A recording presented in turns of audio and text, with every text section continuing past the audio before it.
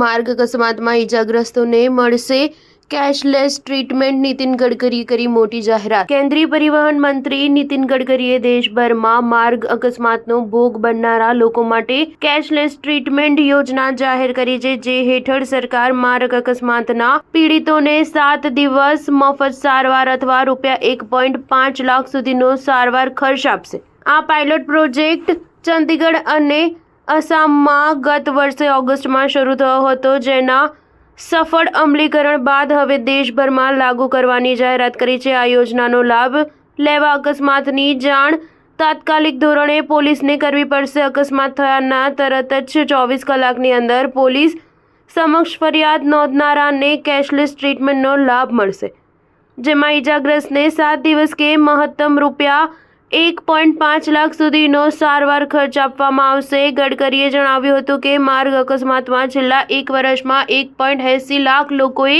જીવ ગુમાવ્યા છે। હિટ એન્ડ રનના કિસ્સામાં સરકાર તરફથી મૃતકોના પરિજનોને ₹2 લાખની આર્થિક સહાય આપવામાં આવશે।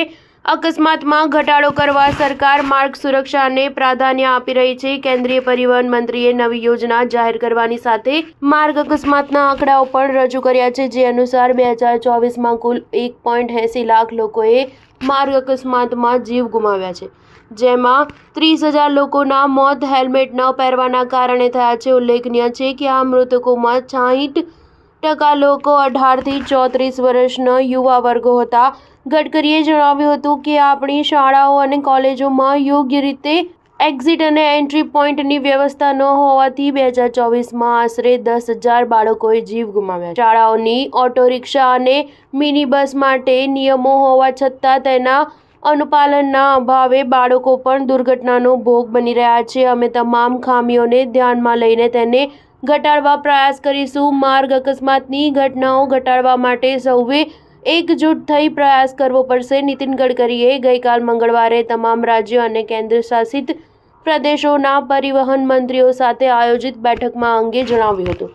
સ્ટાર ન્યૂઝ 7 હંમેશા સચ્ચાઈની સાથે।